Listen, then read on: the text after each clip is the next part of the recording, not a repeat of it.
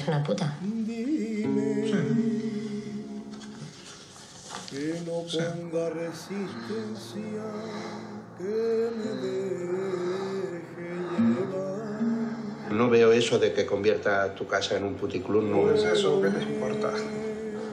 Acabarás pidiéndole al Estado que te la menee con la que está cayendo.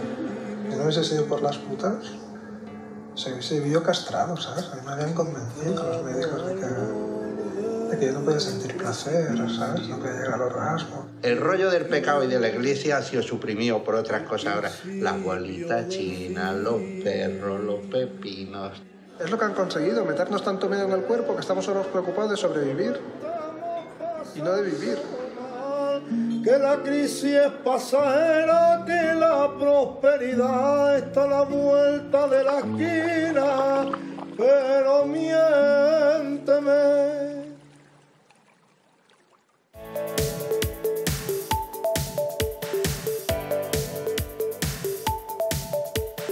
Hace no demasiado tiempo, con Pilar, en el viejo formato de Informe Capital, recibimos a Fiorella Buceta, conocida activista justamente del grupo de personas con discapacidad, ¿no? Una persona con discapacidad que hace mucho tiempo tomó un rol muy activo justamente en la defensa de derechos y en la promoción. Vino hace poco, pero en la penúltima entrevista que le hicimos, puso el tema arriba de la mesa que hoy vas a desarrollar vos, Natalia. Bienvenida, y creo que es un tema que lo amerita.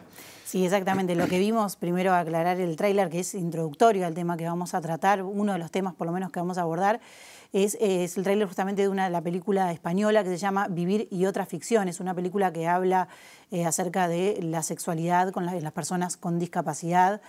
Y bueno, en Uruguay tenemos, lo de haber dicho Fiorella, lo repetimos, cerca de 500.000 personas que tienen algún tipo de discapacidad, de oír, de caminar, claro, de comprender, de ver. Y bueno, todas ellas, igual que nosotros, tienen derechos a todos, a ser amados, a sentir, porque bueno, la sexualidad, si bien es un tabú en todo el ser humano, sí, mucho más todavía lo es en la discapacidad. El problema ya viene no solamente desde el hogar, donde se ve a la persona, el hijo, que después se convierte en adulto, y en esa etapa de adolescencia, cuando empieza, igual que cualquier otro adolescente, a convivir, digamos, con las hormonas que lo llevan, digamos, a sentir y a ser una persona sexual. Muchas veces se ve tan invisibilizado el tema que se cree o se siente o se interpreta que las personas con algún tipo de discapacidad son asexuadas. Claro, como si eso les anulara el deseo, digamos. Exactamente, ¿no? Como si no sintieran, no tuvieran lo mismo que tenemos todos.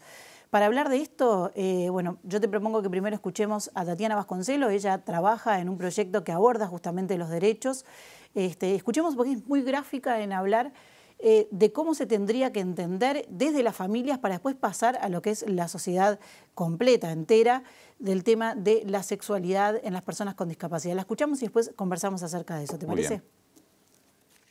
El primer paso es entender que ese hijo con discapacidad, antes que cualquier discapacidad, es una persona.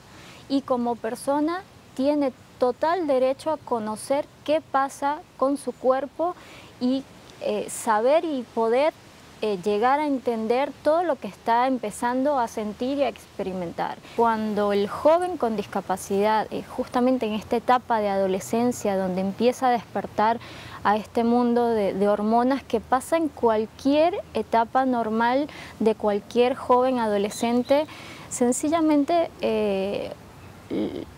las familias obvian el tema, evitan el tema, invisibilizan el tema, pensando justamente en que ese niño que creció y que ahora es un joven adolescente con todas sus inquietudes sexuales como cualquier otro joven, como si la discapacidad anulara todas estas inquietudes sexuales. Ahí estaba justamente una frase que volvía a aparecer, ¿no? No se anula, pero parece por momentos, como no se habla y no se aborda, que así fuera. Claro, y además cuando hablamos de la sexualidad también está la salud sexual reproductiva, claro, el derecho a ser padres, que también existe, o sea, bien cuidado, contenido como tendría que ser. Todos tenemos derecho a ser padres cuando bueno, el cuerpo así lo dispone, ¿verdad? Cuando no hay un impedimento, digamos, que es físico-biológico. Claro. no por un tipo de discapacidad se encuentra el impedimento a poder ser madre de aquella mujer que así lo desea.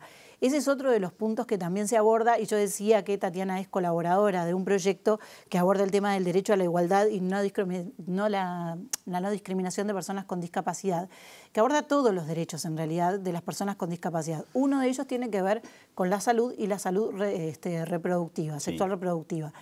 Para darte ejemplos claros y gráficos de lo que sucede a veces cuando van a un centro de salud, parte de lo que ella nos contaba, por ejemplo, a una persona que tenía sordera, en ese caso a ella se le decidió atar sus trompas de falopio, no se le consultó, no se le hizo la pregunta si ella realmente quería, simplemente la persona que intervino, el médico que intervino en esa acción, decidió por cuenta propia de que esa persona no iba a ser madre, entonces automáticamente ella se enteró después cuando tuvo que hacerse otro procedimiento y ahí supo que sus trompas de falopio habían sido atadas. Ni siquiera se lo comunicaron. No, nunca se lo comunicaron, no se lo explicaron, ni siquiera le dieron la posibilidad de poder decidir por sí sola si lo quería hacer o no. Ese es un ejemplo. Sí. Otro ejemplo, por ejemplo, de cosas que también suceden cuando van a la consulta, una persona con discapacidad se va a hacer una mamografía,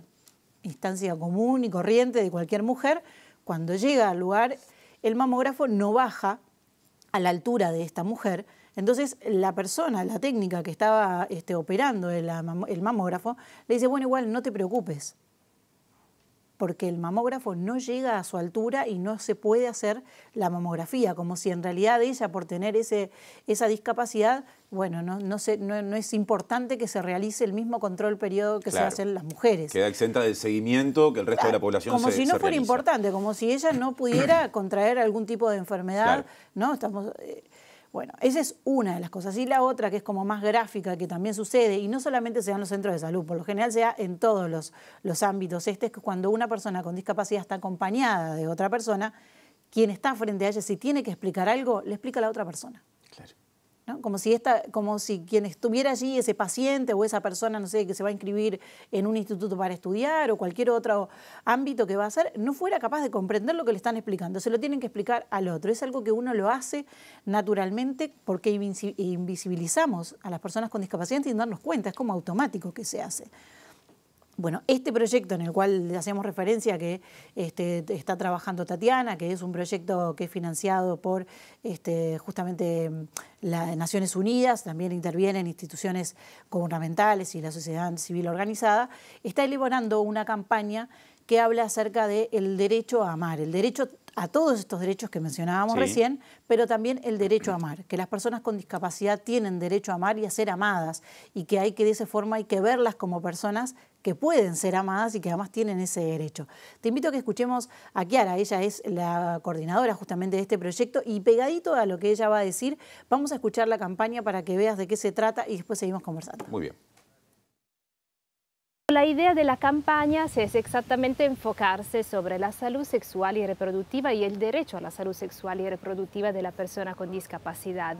Algo que muchas veces en esto de la invisibilización de la discapacidad en la sociedad en la cual estamos viviendo es completamente o casi completamente olvidado muchas veces, porque entran en juego tanto la sexualidad como la discapacidad, que son todavía en nuestra sociedad dos temáticas tabú, y claramente si la ponemos juntas hacen como un mix de tabú que muchas veces la sociedad no quiere ver, no quiere acercarse, porque claramente es algo que parece bastante difícil a entender y bastante difícil también a poder implementar. Esta campaña hemos intentado un poquito lanzar un mensaje que puede parecer simple, pero en su simplicidad muchas veces ni se llega a pensarlo este mensaje. Para amar no hay discapacidad.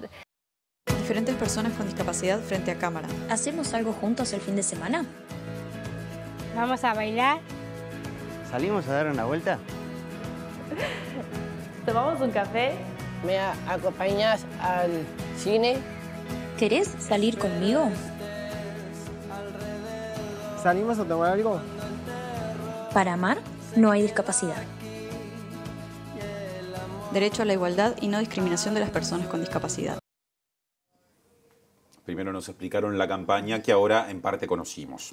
Exactamente, bueno, el tema es muy amplio para poder abordarlo en unos minutos, pero con esto intentamos por lo menos dejar la reflexión sobre la mesa, de pensar no solamente con esta campaña, sino con lo que vimos con el tráiler, también con lo que escuchamos de Tatiana, de ponernos a reflexionar y a pensar en eso, ¿no? Justamente que todas las personas tenemos derecho a amar, todas las personas tenemos derecho a sentir y que la discapacidad no es un límite para eso. Para despedirme, porque ya nos estamos despidiendo del tema, yo te invito y los invito a todos a escuchar a Antonio Centeno. Él es el protagonista de la película que vimos el tráiler anterior. Hace un comentario sobre la discapacidad que yo los invito a todos a escuchar con atención y luego a reflexionar sobre eso. Con esto me despido. Gracias, Natalia.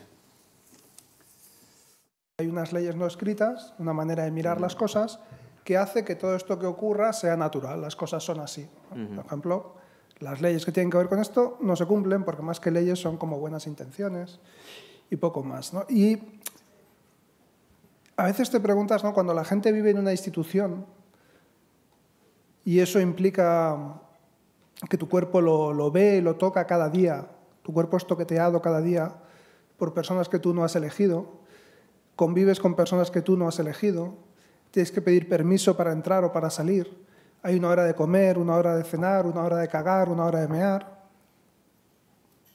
Cuando piensas en eso como una solución, ¿no? Te lo ofrecen como una solución, entonces te viene la pregunta de, entonces, ¿cuál era el problema? Si vivir de esa manera tan deshumanizada es la solución de algo, ¿cuál era el problema y quién lo tenía, ¿no?